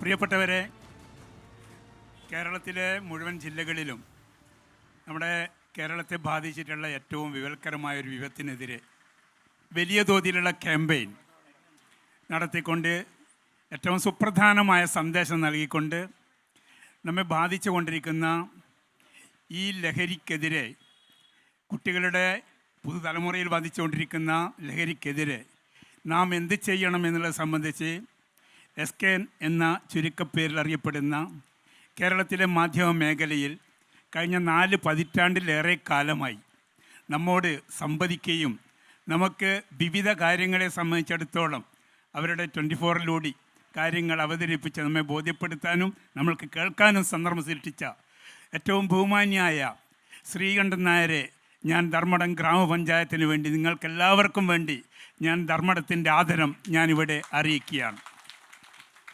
Thank you N K രവിയേട്ടൻ. അടുത്തതായി കോൺഗ്രസ് നേതാവ്, കോൺഗ്രസ് മണ്ഡലം പ്രസിഡന്റ് സനിൽകുമാർ. Thank you. 2 വാക്ക്.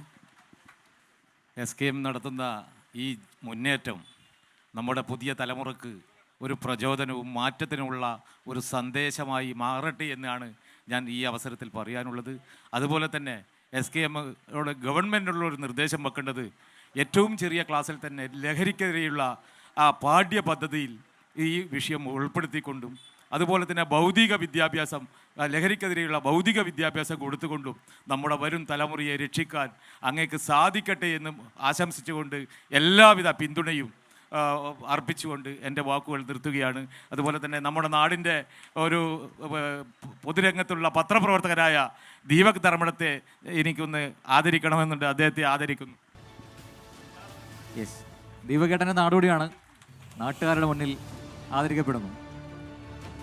അടുത്തതായി പിണറായി കലാഭവൻ മണി കലാ സാംസ്കാരിക വേദി SKN-നെ ആദരിക്കുകയാണ്. SKN മൊമെൻറ്റോ നൽകുകയാണ്.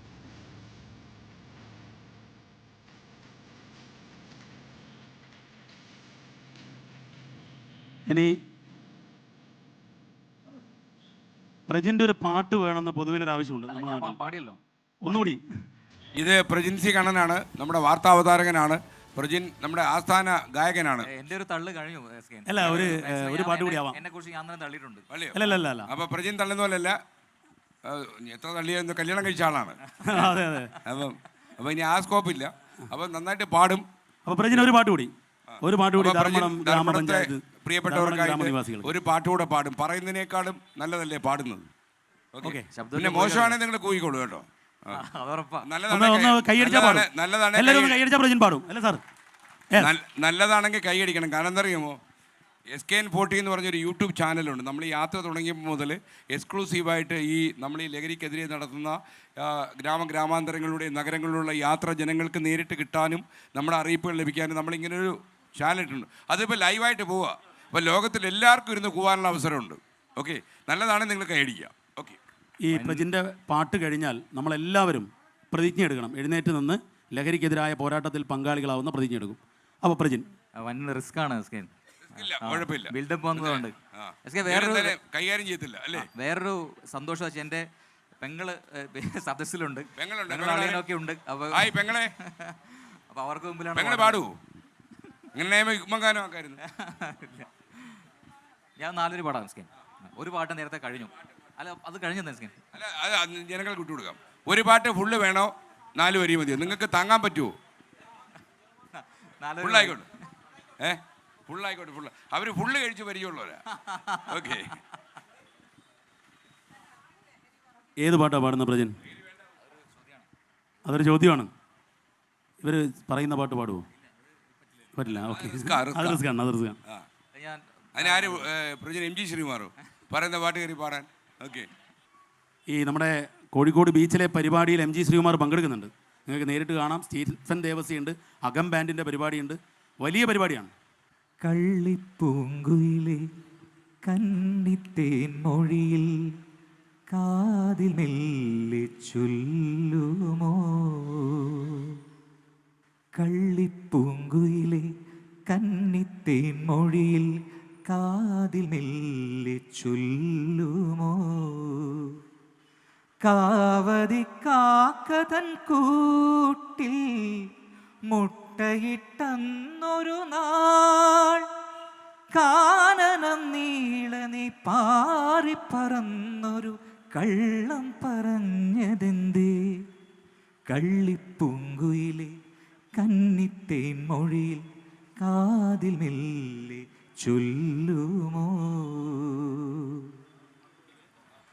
മിന്നാരപ്പൊൻകൂട്ടിൽ മിന്നുമാ പൊന്മുട്ട് കാകന്റെ എന്നു ചൊല്ലി, നിന്നെപ്പോലെ കാറ്റുമതേറ്റു ചൊല്ലി, നേരു പറഞ്ഞിട്ടും നെഞ്ചു തുറന്നിട്ടും കൂട്ടരും കൈവെടിഞ്ഞു, പിന്നെ പാവം കൂട്ടിൽ തളർന്നിരുന്നു. ആരാരോ ദൂരത്താരോ ആലിൻ കൊമ്പത്തോരോലക്കൂട്ടിൽ നിന്നാലോലം പുഞ്ചിരിച്ചു, കള്ളിപ്പൂങ്കുയിലെ കന്നിത്തേൻ മൊഴിയിൽ കാതിൽ മെല്ലെ ചൊല്ലുമോ, ഊരാകെ തെണ്ടുന്നോരമ്പലപ്രാവുകൾ നാടാകെ പാടിയപ്പോൾ കള്ളക്കഥ കാട്ടുതീയായി പടർന്നു, കാകനെ സ്നേഹിച്ച കാവളം പെൺകിളി കഥയറിയാതിരുന്നു, പിന്നെ പിന്നെ കാതരയായി കരഞ്ഞു, ആലോലം നീലപ്പൂങ്കാവിൽ നീ നിൻ പുള്ളിത്തൂവൽ ചിക്കി ചിഞ്ചില്ലം പുഞ്ചിരിച്ചു, കള്ളിപ്പൂങ്കുയിലെ കന്നിത്തേൻ മൊഴിയിൽ കാതിൽ മെല്ലെ ചൊല്ലുമോ, കാവതി കാക്കതൻ കൂട്ടിൽ മുട്ടയിട്ടന്നൊരു നാൾ, കാനനം നീളനി പാറിപ്പറന്നൊരു കള്ളം പറഞ്ഞതെന്തേ, കള്ളിപ്പൂങ്കുയിലെ കന്നിത്തേൻ മൊഴിയിൽ കാതിൽ മെല്ലെ ചൊല്ലുമോ. അവരൊന്ന് കൈയടിക്ക്, ഗംഭീര കൈയടിക്കുക. പ്രജന്റെ സിസ്റ്ററിന്റെ പേരെന്താ? ശ്രീകല ടീച്ചർ. ശ്രീകല ചേച്ചി ടീച്ചറല്ലേ? എവിടെയാ? ആ ടീച്ചർ ഏത് സ്കൂളിലാണ് പഠിപ്പിക്കുന്നത്? ഞാൻ Thalayi school, Thalayi GLPS HM. അപ്പോൾ എവിടെയാണ് താമസിക്കുന്നത്? എച്ചമാണ്. അതെ. എവിടെയാണ് താമസിക്കുന്നത്? ഇവിടെ മേലൂര് കലാമന്ദിരത്തിൻ്റെ അപ്പോൾ ഇത് പാട്ട് ഗംഭീരമായെന്ന് എനിക്ക് മനസ്സിലായത് ടീച്ചറിൻ്റെ കണ്ണടി നോക്കിയപ്പോഴാണ്. ടീച്ചറിൻ്റെ കണ്ണൊക്കെ നിറഞ്ഞു. ഒരുപക്ഷെ സഹോദരൻ ഇങ്ങനെ ആത്മാർത്ഥമായിട്ട് വേദിയിൽ നിന്ന് പാടുന്ന ഒരു സഹോദരിക്കുണ്ടാക്കുന്ന നിർവിശേഷം കൊണ്ടായിരിക്കാം അല്ലേ? അതെ, എന്തായാലും നന്നായി. ടീച്ചർ പാടുവോ? ഇല്ല, അത്യാവശ്യം. അല്ല, പ്രജീം പറയുന്നത് എപ്പോഴും ഇങ്ങനെയാന്ന് കണ്ണ് നിറഞ്ഞുകൊണ്ടിരിക്കുകയെന്ന് അല്ലേ? ഓക്കെ, അമ്മമാരുടെ കണ്ണ് നിറയാതിരിക്കാൻ വേണ്ടിയാണ് ഞങ്ങൾ ഈ യാത്ര പ്രജിനെ നമ്മൾ അങ്ങനെ വളർത്തിയതാ. അതാണ് ഞാൻ പ്രജിൻ കൊച്ചാകുമ്പോഴേ വളരെ എൻ്റെ പെറ്റായിട്ട് വളർത്തിയതാ. നിങ്ങൾ എത്ര പേരാ? പ്രജിൻ എൻ്റെ അമ്മയുടെ അനിയത്തിയുടെ മകനാ. ആ ഓക്കെ ഓക്കെ ഓക്കെ. പ്രജിൻ ഞങ്ങളുടെയും പെറ്റാണ്. തല്ലി കൊല്ലത്തിലായിരുന്നു. പെറ്റാണ്. മാത്രമല്ല പ്രജിൻ്റെ ഏറ്റവും വലിയ ഗുണമെന്ന് വെച്ചാൽ നിങ്ങൾ ടെലിവിഷനിലൂടെ കാണുമ്പോൾ ഈ ഞാനൊക്കെ കുറച്ച് കാലം മാഷായിരുന്നു. പ്രജിനും എവിടെയൊക്കെ പഠിപ്പിച്ചിട്ടുണ്ട്. പക്ഷേ ടെലിവിഷനിൽ ഞാൻ കണ്ടിട്ടുള്ള ഏറ്റവും നല്ല മാഷന്മാരിൽ ഒരാളാണ് പ്രജിൻ. സാധാരണ ഈ നമ്മൾ ടെലിവിഷനിൽ നിന്ന് പഠിപ്പിക്കുമ്പോൾ ഒരു കുഴപ്പം എന്താണെന്ന് വെച്ചാൽ അവിടെ സുകുമാർ അഴീക്കോടും ONV കുറുപ്പും ഒക്കെ പ്രേക്ഷകരുടെ കാണും. അപ്പം ഞാൻ പറഞ്ഞ നിങ്ങൾക്ക് മനസ്സിലായോ എന്ന് ചോദിച്ചാൽ അവർക്ക് അപ്പം പിന്നെ ഇയാൾ എന്നെ പഠിപ്പിക്കാൻ ഞാൻ എന്ന് പറയും. എന്നാൽ പ്രജിന് അവരെ അറിയാതെ അവരെ ഒരു ശ്രോതാവാക്കി ഇരുത്തി മണിക്കൂറുകളോളം വളരെ ബുദ്ധിമുട്ടുള്ള വിഷയങ്ങളൊക്കെ ആളുകളിലേക്ക് സന്നിവേശിപ്പിക്കാൻ ഒരു പ്രത്യേക മിടിപ്പുണ്ട്. കുടുംബ പാരമ്പര്യമായിട്ട് കിട്ടിയതാണോ? അമ്മ ടീച്ചറാണ് പ്രജിൻ്റെ. അമ്മ ടീച്ചറാ. അപ്പൊ പ്രജിന് നമുക്ക് ഒരു കൈയടി കൂടി കൊടുക്കാം. ഇനി ഞങ്ങൾ കൂടുതൽ പ്രശംസിച്ച് കഴിഞ്ഞാൽ ചിലപ്പോൾ അഹങ്കാരിയാകും.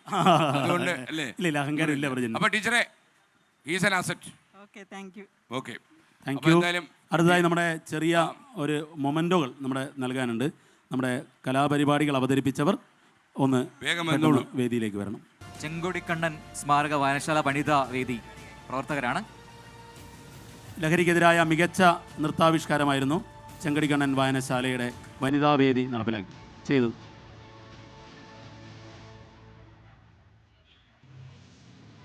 പെട്ടെന്ന് നാളെ SKN40 യാത്ര പറശ്ശിനിക്കടവിൽ നിന്നും 29ാമത്തെ ദിവസം തുടങ്ങുകയാണ്.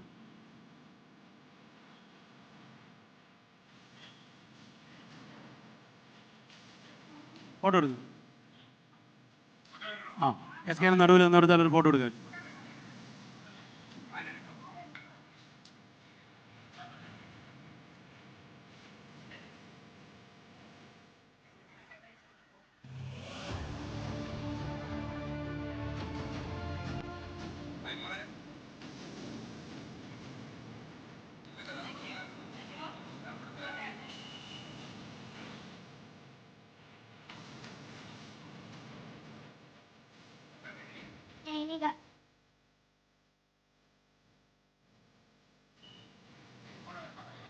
യെസ്,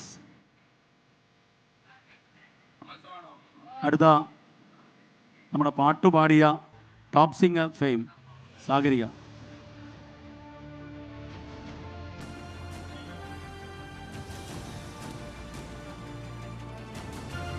സാഗരികയ്ക്കുള്ള കപ്പ് SKN കൊടുക്കും. Top singer fame Sagarika Pinarayi സ്വദേശിയാണ്, ഈ നാട്ടുകാരിയാണ്. മണിച്ചിത്രത്താഴിലെ പഴയൊരു പാട്ട് വളരെ ഗംഭീരമായി പാടി സാഗരിക. പാട്ടുകാരിയാ, നിങ്ങളിപ്പോൾ കൈ അടിച്ചു കൊടുക്കുക.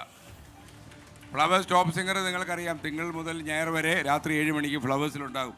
ഇവിടെ പോലുള്ള കുറേ മിടുക്കികളാണ് അവിടുത്തെ ടോപ്പ് സിംഗറിലെ തന്നെ ഈ നാട്ടുകാരിയായ ജാൻവിയും ഫ്ലവേഴ്സ് ടോപ്പ് സിംഗർ താരമാണ്. ഈ പാലയാട് ഈ പ്രദേശത്തെ ഉള്ള കുട്ടിയാണ്. അപ്പം ജാൻവിക്ക് ഒരു കൈയടി എല്ലാവരും കൊടുക്കുക. നമ്മുടെ ഗ്രാമപഞ്ചായത്ത് പ്രസിഡന്റ് NK രവിയേട്ടനെ വേദിയിലേക്ക് ക്ഷണിക്കുകയാണ്. പിന്നെ കോൺഗ്രസ് മണ്ഡലം പ്രസിഡന്റ് സനൽകുമാറിനെയും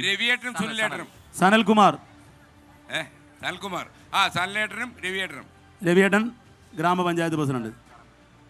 പിണറായി പ്രജിനെ ഒരാളെ പരിചയപ്പെടുത്താം.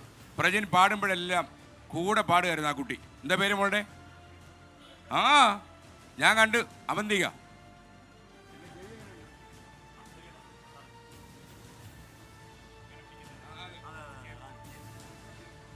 ഗ്രേറ്റ്. പിണറായി കലാഭവൻ മണി കലാ സാംസ്കാരിക വേദിയുടെ പ്രതിനിധി. കോൺഗ്രസ് മണ്ഡലം പ്രസിഡന്റ് സനൂട്ടിയേട്ടൻ.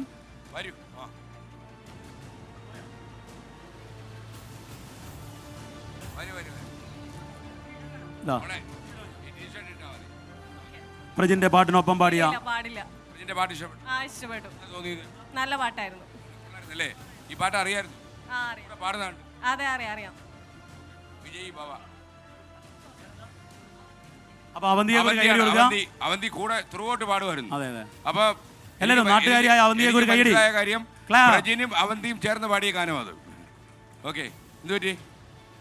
ഞാന് ഈ ധർമ്മടത്തേക്ക് വന്നിരിക്കുന്ന ഒറ്റയ്ക്കല്ല, എന്റെ ഭാര്യയെ കൂടെ കൊണ്ടുവന്നിട്ടുണ്ട്. ഉഷാ ശ്രീകണ്ഠൻ നായർ അവിടെ പുറകിലുണ്ട്. ഈ നാട്ടിൽ ധർമ്മടത്തുള്ളവർക്ക് എല്ലാ കപ്പ് വിതരണം ചെയ്യണമെന്നാണ് പറയുന്നത്, അല്ലേ? പേരെന്താ? പേര് വരെ ഡൗട്ടാ. അപ്പൊ രണ്ട് മക്കൾക്കും ഒരു വീട്ടിലുള്ള കുട്ടികളാണ്, അതുകൊണ്ട് ഒരു കപ്പ് SK നൽകുന്നു. അതാ മോനും SK കപ്പ് കളിക്കുകയാണ്. ഇനിയും ഇവർക്ക് നിരവധി കപ്പുകളും അംഗീകാരങ്ങളും കിട്ടട്ടെ എന്ന് നമ്മൾ ആശംസിക്കുകയാണ് ഈ കുഞ്ഞുമക്കൾക്ക്. നമ്മുടെ നാടിൻ്റെ പൊതുപ്രവർത്തകനായ വരച്ചിൽ സന്തോഷ് ഒന്ന് സ്റ്റേജിലേക്ക് വരണം. നമ്മുടെ SK ടീഷർട്ട് ഏറ്റുവാങ്ങാൻ വേണ്ടി. സന്തോഷ് CPIM-ന്റെ ലോക്കൽ സെക്രട്ടറിയാണ് സന്തോഷ്. ഈ പരിപാടിയിൽ വളരെ സജീവമായി പങ്കെടുക്കുന്ന ആളാണ്. ലഹരി വിരുദ്ധ പോരാട്ടത്തിലുള്ള ആളാണ് വരച്ചിൽ സന്തോഷ്. ആ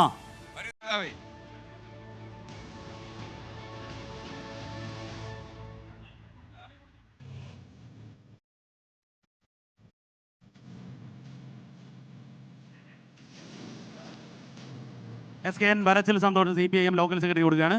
അടുത്തതായി കോൺഗ്രസ് മണ്ഡലം പ്രസിഡന്റ് സനിൽകുമാർ, സനൂട്ടി എന്ന നാട്ടുകാരെ വിളിക്കുന്ന സനിൽകുമാറിനെ കപ്പ് കൊടുക്കണേ.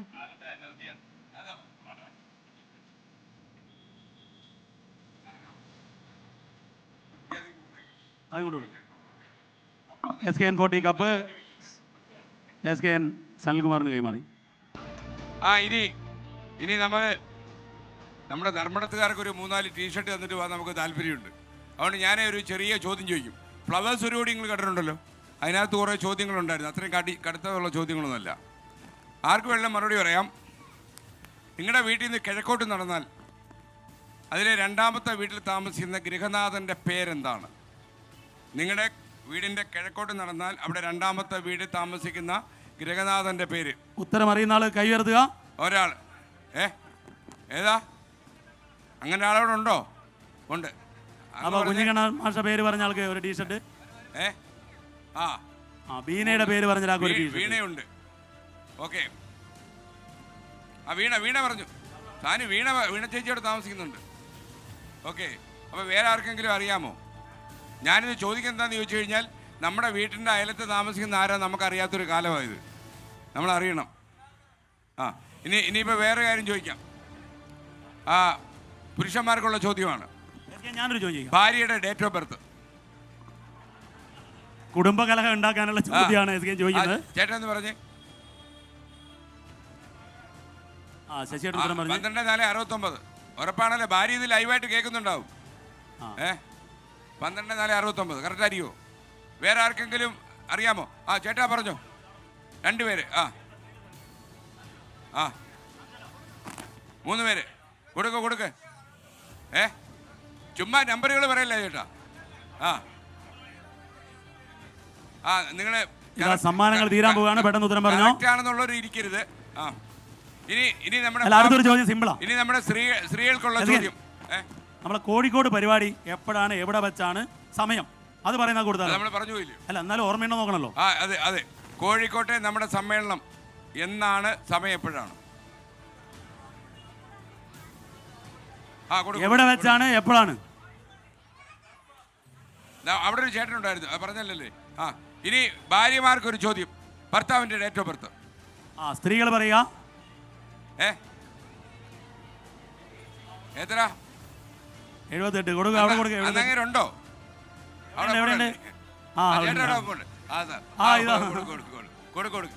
ചേച്ചി പറഞ്ഞു. ദേ സാനു, അവിടെ ഒരു ചേച്ചി പറഞ്ഞു. കെട്ടിയോടെ പൊണ്ട് താനും.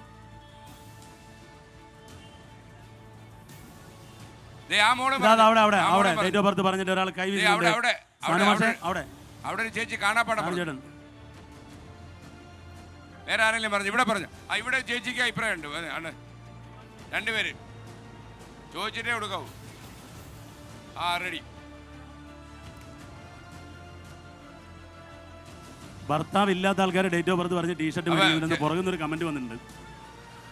അപ്പൊ ഭർത്താവ് ഇല്ലാത്തവരോ? ഭർത്താവ് ഇല്ലാത്ത ആൾക്കാർ ഡേറ്റ് ഓഫ് ബർത്ത് പറഞ്ഞ് സമ്മാനം മേടിക്കുന്നുണ്ട്. അവർക്ക് വേണ്ടി ഒരു ചോദ്യം ചോദിക്കാം. സമ്മാനങ്ങൾ കഴിഞ്ഞു. കഴിഞ്ഞോ? കഴിഞ്ഞു. ആ ഇനിയിപ്പോ ചോദ്യം ചോദിച്ചാൽ ഞാൻ തരേണ്ടി വരും.